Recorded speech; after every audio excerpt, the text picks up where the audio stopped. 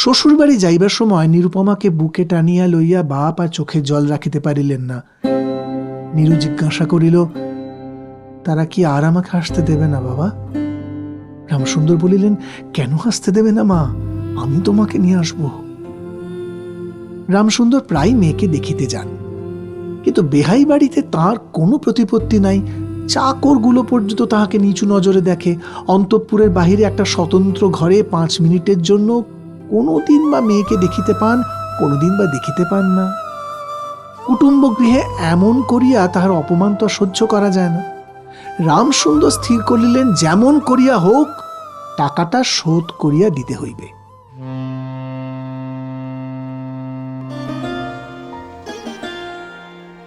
মনের বন্দরে দাঁড়িয়ে নোয়ার গল্প জাহাজ এখন শুধু গল্পের সাগরে পাড়ি দেওয়ার অপেক্ষা। এই ছাড়ল গল্প জাহাজ। উঠে পড়ুন শিগগিরই। রকমারি গল্পের 7 সমুদ্র পেরিয়ে চলুন আমরা যাই অনন্য এক আনন্দ সাগরে।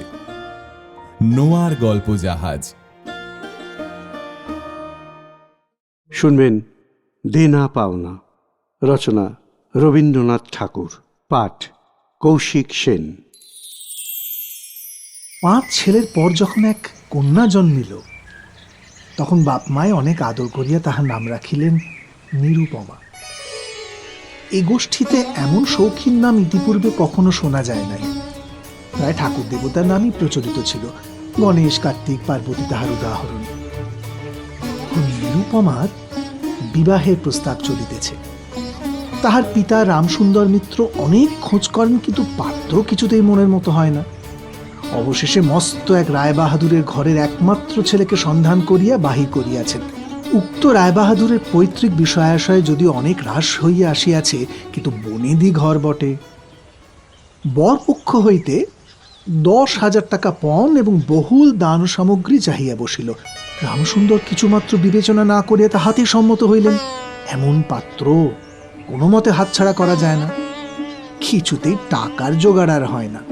বাঁধা দিয়া বিক্রয় করিয়া অনেক চেষ্টাতেও 6,700 বাকি রহিল।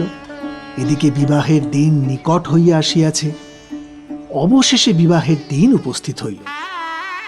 নিতান্ত অতিরিক্ত সুদে একজন বাকি টাকাটা ধার দিতে স্বীকার করিয়াছিল, কিন্তু সময়কালে সে উপস্থিত হইল না। বিবাহ সভায় একটা তুমুল গোলযোগ বাঁধিয়া গেল।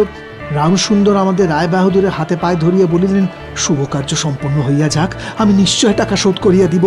রায়বাহাদুর বলিলেন, টাকা হাতে না পাইলে বর সভাস্থ করা যাইবে না।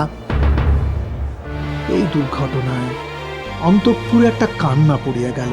এই গুরুতর বিপদের যে মূল কারণ, সে চেলি পরিয়া, গহনা পরিয়া, কপালে চন্দন লেপিয়া চুপ করিয়া বসিয়া আছে। ভাবি শ্বশুরকুলের প্রতি যে তাহার খুব একটা ভক্তি কিংবা অনুরাগ জন্মিতেছে, তাহা বলা যায় না। ইতিমধ্যে একটু সুবিধা হইল। বর সহসা তাহার পিতৃদেবের অবাধ্য হইয়া উঠিল। সে বাপকে বলিয়া বসিল, কেনা বেচার দরদামের কথা আমি বুঝি না, বিবাহ করিতে আসিয়াছি, বিবাহ করিয়াই যাইব। বাপ যাহাকে দেখিল তাহাকেই বলিল, দেখেছেন মহাশয়, আজকালকার ছেলেদের ব্যবহার। 2-1 প্রবীণ লোক ছিল, তাহারা বলিল, শাস্ত্র শিক্ষা, নীতি শিক্ষা একেবারে নাই কাজেই। বর্তমান শিক্ষার বিষময় ফল নিজের সন্তানের মধ্যে প্রত্যক্ষ করিয়া রায়বাহাদুর হতোদ্যম হইয়া বসিয়া রহিলেন। বিবাহ এক প্রকার বিষণ্ণ নিরানন্দভাবে সম্পন্ন হইয়া গেল। শ্বশুর বাড়ি যাইবার সময় নিরুপমাকে বুকে টানিয়া লইয়া বাপ আর চোখে জল রাখিতে পারিলেন না। নীরু জিজ্ঞাসা করিল, তারা কি আর আমাকে হাসতে দেবে না বাবা?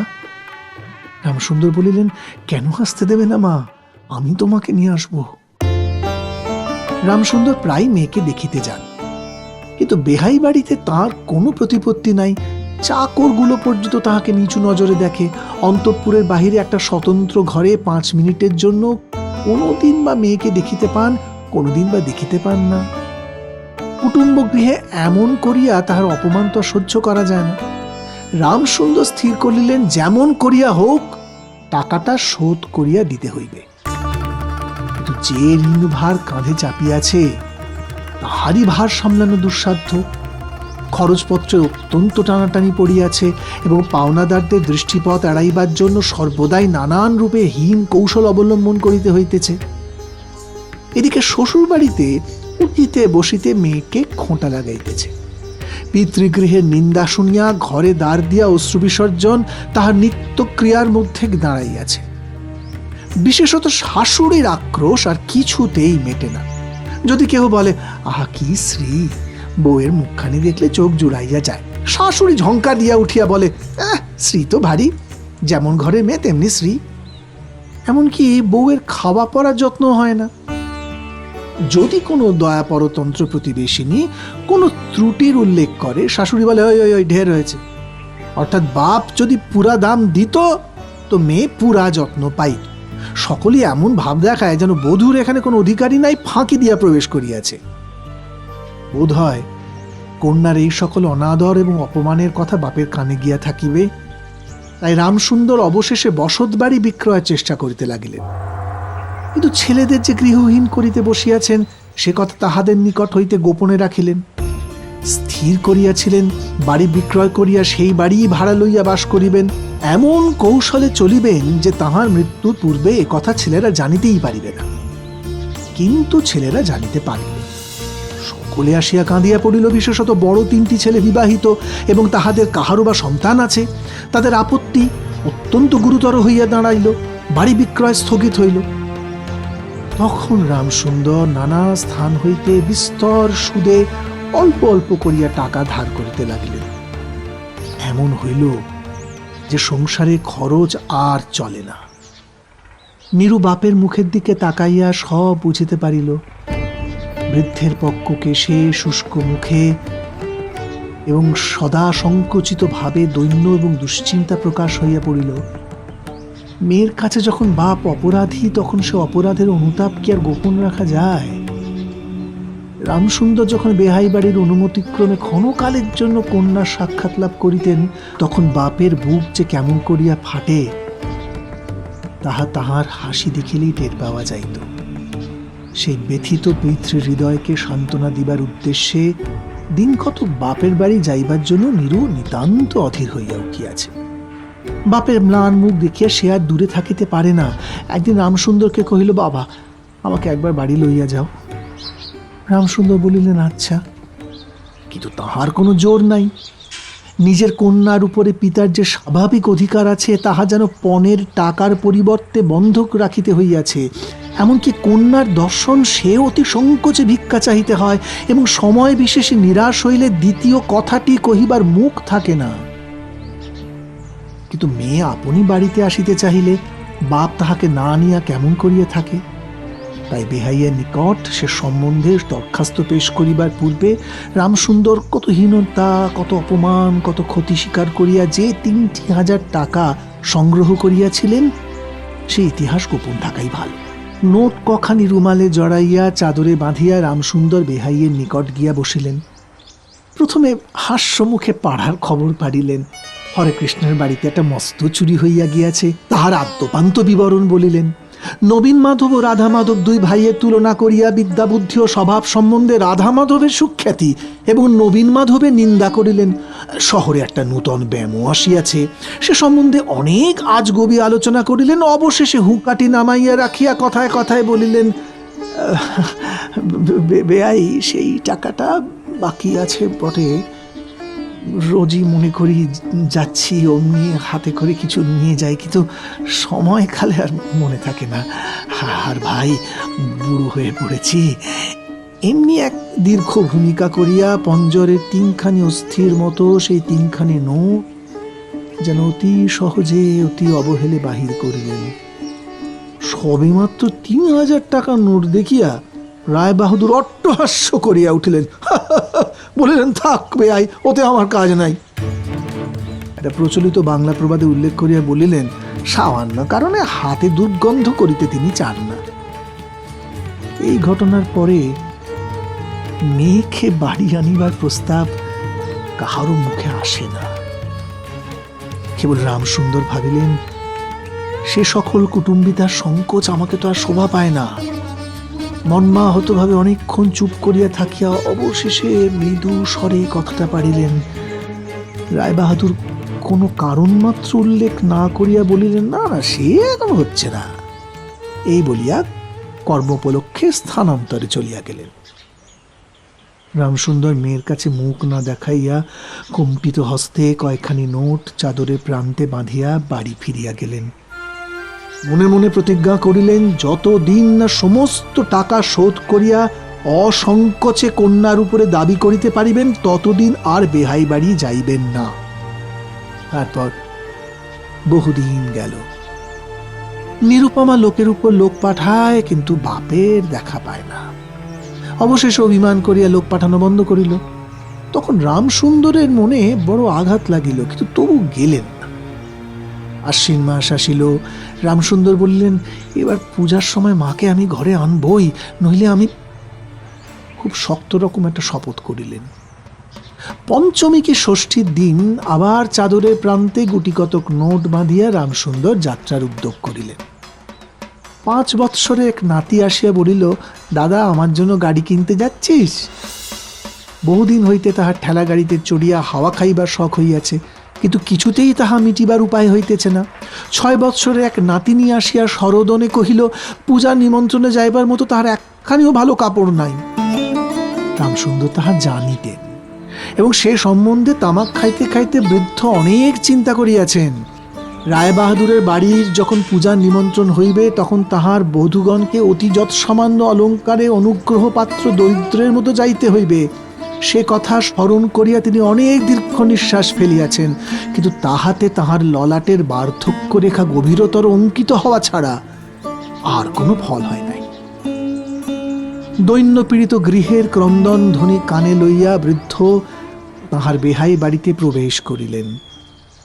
না, আজ তাহার সে সংকোচ ভাব নাই। দ্বাররক্ষী এবং ভৃত্যদের মুখের প্রতি সে চকিত সলজ্জ দৃষ্টিপাত দূর হইয়া গিয়াছে, যেন আপনার গৃহে প্রবেশ করিলেন। শুনিলেন রায়বাহাদুর ঘরে নাই।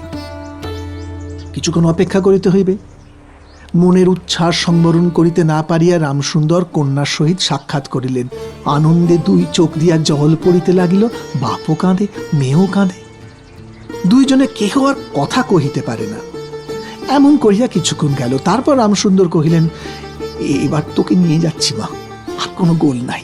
এমন সময় রামসুন্দরের জ্যেষ্ঠ পুত্র হরমোহন তাহার 2টি ছোট ছেলে সঙ্গে লইয়া সহসা ঘরে প্রবেশ করিলেন। পিতাকে বলিলেন, বাবা, আমাদের তবে এবার পথে ভাসালে? রামসুন্দর সহসা অগ্নিমূর্তি হইয়া কহিলেন, তোদের জন্য কি আমি নরকগামী হব? আমাকে তোরা আমার সত্য পালন করতে দিবি নে? রামসুন্দর বাড়ি বিক্রয় করিয়া বসিয়া আছেন। ছেলেরা কিছুতেই না জানিতে পায় এমন অনেক ব্যবস্থা করিয়াছেন, কিন্তু তবু তাহারা জানিয়াছে দেখিয়া তাহাদের প্রতি অত্যন্ত রুষ্ট বিরক্ত হইয়া উঠিলেন। তাহার নাতি তাহার 2 হাঁটু সবলে জড়াইয়া মুখ তুলিয়া কহিল, দাদা, আমাকে গাড়ি কিনে দিলে না? নতশির রামসুন্দরের কাছে বালক কোনো উত্তর না পাইয়া নীরুর কাছে গিয়া বসিল। বলিল, পিসিমা, আমাকে একখানা গাড়ি কিনে দেবে? নিরুপমা সমস্ত ব্যাপার বুঝিতে পারিয়া কহিল, বাবা, তুমি যদি আর 1 পয়সা আমার শ্বশুরকে দাও, তাহলে আর তোমার মেয়েকে দেখতে পাবে না। এই তোমার গা ছুঁয়ে বলল। রামসুন্দর বললেন, চিমা, অমন কথা বলতেনি। আর এই টাকা যদি আমি না দিতে পারি, তাহলে তোর বাপের অপমান আর তোরও অপমান। নীরু কহিল, টাকা যদি দাও তবেই অপমান। তোমার মেয়ের কি কোনো মর্যাদা নাই? আমি কি কেবল একটা টাকার থলি? যতক্ষণ টাকা আছে ততক্ষণ আমার দাম। না বাবা, এই টাকা দিয়ে তুমি আমাকে অপমান করো না। তাছাড়া আমার স্বামী তো এই টাকা চান না। রামসুন্দর কহিলেন, তাহলে তো তোমাকে যেতে দেবে না মা। নিরুপমা কহিলেন, না দেয় তো কি করবে বলো? তুমিও আর নিয়ে যেতে চেও না। রামসুন্দর কম্পিত হস্তে নোট বাঁধা চাদরটি কাঁধে তুলিয়া আবার চোরের মতো সকলের দৃষ্টি এড়াইয়া বাড়ি ফিরিয়া আসিলেন। কিন্তু রামসুন্দর এই যে টাকা আনিয়াছিলেন এবং কন্যার নিষেধে সে টাকা না দিয়াই চলিয়া গিয়াছেন, সে কথা গোপন রহিল না। কোন স্বভাব কৌতূহলী দারুলগ্ন কর্ণদাসী নীরুর শাশুড়িকে সেই খবর দিয়া দিল। শুনিয়া তাহাদের তো আর আক্রোশের সীমা রহিল না। নিরুপমার পক্ষে তাহার শ্বশুর বাড়ি সরসজ্জা হইয়া উঠিল। এদিকে তাহার স্বামী বিবাহের অল্প কিছুদিনের পরেই ডেপুটি ম্যাজিস্ট্রেট হইয়া দেশান্তর চলিয়া গিয়াছে, এবং পাছে সংসর্গদোষে হীনতা শিক্ষা হয় এই ওজরে সম্প্রতি বাপের বাড়ির আত্মীয়দের সহিত নীরুর সাক্ষাৎকার সম্পূর্ণ নিষিদ্ধ হইয়াছে। এই সময় নীরুর একটা গুরুতর পীড়া হইল, কিন্তু সেজন্য তাহার শাশুড়িকে সম্পূর্ণ দোষ দেওয়া যায় না। শরীরের প্রতি সে অত্যন্ত অবহেলা করিত। কার্তিক মাসের হিমের সময় সমস্ত রাত মাথার দরজা খোলা, শীতের সময় গায়ে কাপড় নাই, আহারের নিয়ম নাই। দাসীরা যখন মাঝে মাঝে খাবার আনিতে ভুলিয়া যাইত, তখন যে তাহাদের একবার মুখ খুলিয়া স্মরণ করাইয়া দেওয়া যায় তাহাও সে করিত না। সে যে পরের ঘরের দাস দাসী এবং কর্তা গৃহিণীদের অনুগ্রহের উপর নির্ভর করিয়া বাস করিতেছে, এই সংস্কার তাহার মনের মধ্যে বদ্ধমূল হইতেছিল। কিন্তু এরূপ ভাবটাও শাশুড়ি সহ্য হইত না। যদি আহারের প্রতি বধূর কোনো অবহেলা দেখিতেন, তবে শাশুড়ি বলিতেন, নবাবের বাড়ির মেয়ে কিনা, গরিবের ঘরের অন্ন ওর মুখে রোচে না। কখনো বা বলিতেন, দেখো না একবার ছিঁড়ি হচ্ছে, দেখো না দিনে দিনে যেন পোড়া কাঠ হয়ে যাচ্ছে। রোগ যখন গুরুতর হইয়া উঠিল, তখন শাশুড়ি বলিলেন, সমস্ত ন্যাকামি। অবশেষে একদিন নীরু সবিনয়ে শাশুড়িকে বলিল, বাবাকে আর আমার ভাইদের একবার দেখবো মা। শাশুড়ি বললেন, কেবল বাপের বাড়ি যাইবার ছল। কেহ বলিলে বিশ্বাস করিবে না, যেদিন সন্ধ্যার সময় নীরুর শ্বাস উপস্থিত হইল, সেদিন প্রথম ডাক্তার দেখিল, এবং সেই দিন ডাক্তারের দেখা শেষ হইল। বাড়ির বড় বউ মরিয়াছে। খুব ধুম করিয়া অন্ত্যেষ্টিক্রিয়া সম্পন্ন হইল। প্রতিমা বিসর্জনের সমারোহ সম্বন্ধে জেলার মধ্যে রায়চৌধুরীদের যেমন লোকবিখ্যাত প্রতিপত্তি আছে, বড় বউয়ের সৎকার সম্বন্ধে রায়বাহাদুরদের তেমনই একটা খ্যাতি রটিয়া গেল। এমন চন্দন কাঠের চিতা হে মুলুকে কেউ কখনো দেখে নাই। এমন ঘটা করিয়া শ্রাদ্ধ কেবল রায়বাহাদুরদের বাড়িতে সম্ভব, এবং শোনা যায় ইহাতে তাহাদের কিঞ্চিত ঋণও হইয়াছিল। রামসুন্দরকে সান্ত্বনা দিবার সময় তাহার মেয়ের যে কিরূপ মহাসমারোহে মৃত্যু হইয়াছে, সকলেই তাহা বহুল বর্ণনা করিল। এদিকে ডেপুটি ম্যাজিস্ট্রেটের চিঠি আসিল, আমি এখানে সমস্ত বন্দোবস্ত করিয়া লইয়াছি, অতএব অবিলম্বে আমার স্ত্রীকে এখানে পাঠাইবে। রায়বাহাদুরের মহিষী লিখিলেন, বাবা, তোমার জন্য আর একটি মেয়ের সম্বন্ধ করিয়াছি, অতএব অবিলম্বে ছুটি লইয়া এখানে আসিবে, কেমন? এবারে 20,000 টাকা পণ এবং হাতে হাতে আদায়। এইরকম আরও গল্প শুনতে সাবস্ক্রাইব করুন নোয়া গল্প জাহাজ ইউটিউব চ্যানেল। প্রেস করুন বেল আইকন।